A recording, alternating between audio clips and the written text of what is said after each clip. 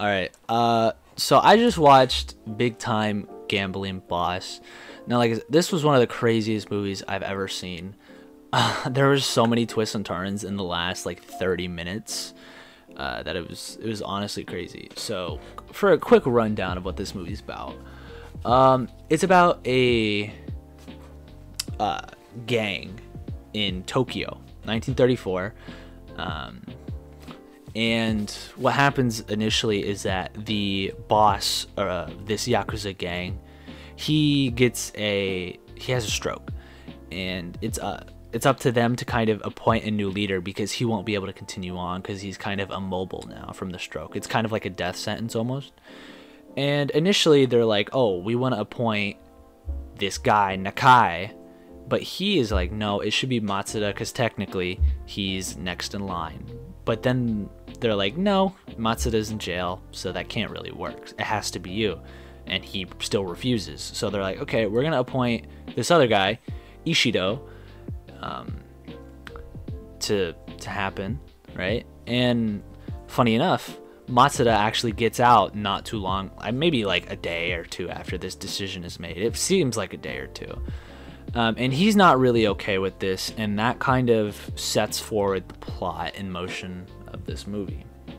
Now, I've come to find out that this movie is very criminally not seen and underrated. As on Letterboxd, it only has 825 watches. It does have an average score of 3.9, which is actually really good. I think this movie is fantastic because of like these twists and turns and stuff. It's just super interesting to see how kind of such a minor issue, it seems to me a minor issue, just kind of inflates into this whole ordeal because there's so many things that happen. Like, because Matsuda's not okay with it, it causes him to be irrationally angry and vow to ruin Ishido's election day, essentially, like their party that they're gonna have for him. And we come to later find out that means he's gonna like kill him, right? But Nakai continuously talks him out of it, like the homie he is, and then that causes other people to act because I don't know why. They're just like, oh, I can't be okay with this, even if you are okay with it, Matsuda, so I'm going to act on my own behalf and kind of fuck up the situation, make it more troubling. And then it turns out there's like a snake on the inside, which causes like this, trouble, right? Because a gang gets the Sakura gang, which is why Matsuda is in jail, because he killed the Sakura gang's leader. They go and rough him up after getting the tip off by someone in the clan. So it's kind of like, who is this rat in this movie? Like, who's really pulling the strings here?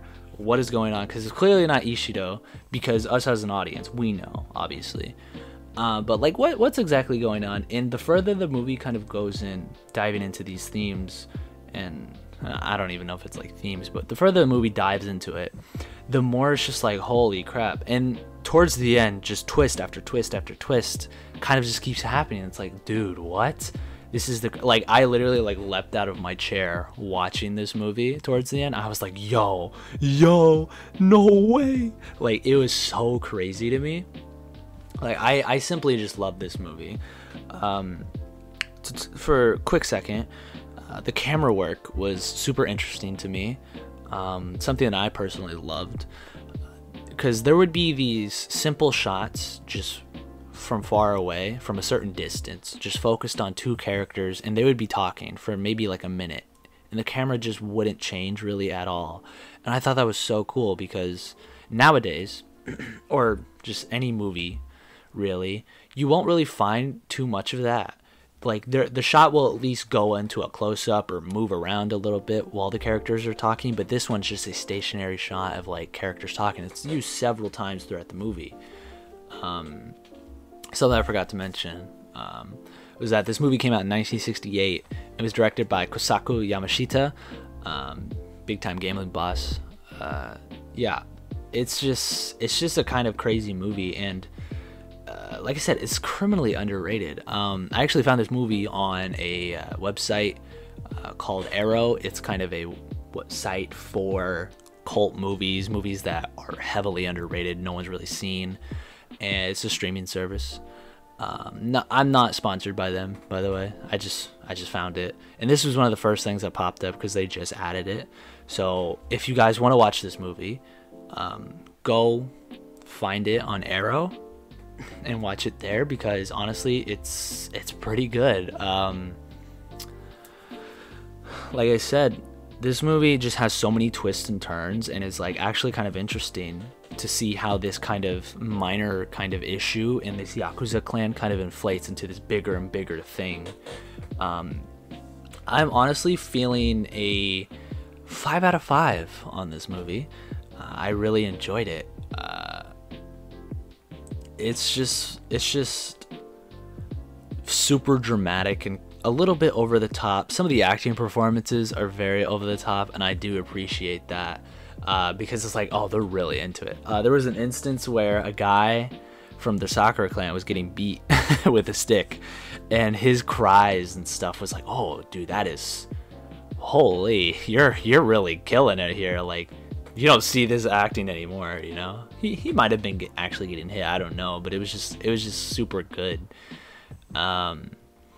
Yeah, so if you guys are really into like these Yakuza Mafia type films, you will definitely love this movie. Again, 5 out of 5 rating. Go check this out. It is 100% worth the watch. But yeah, that's going to be it for this kind of review. I'll try to do more reviews like this. This is like the first kind of video I'm kind of putting out. So if you guys are a big fan of this, let me know in the comments. And yeah, thanks. See ya. Also, apparently this movie is the fucking 4th movie in a series of 10 movies. So if you guys want to see me review the rest, let me know. Thanks. Bye.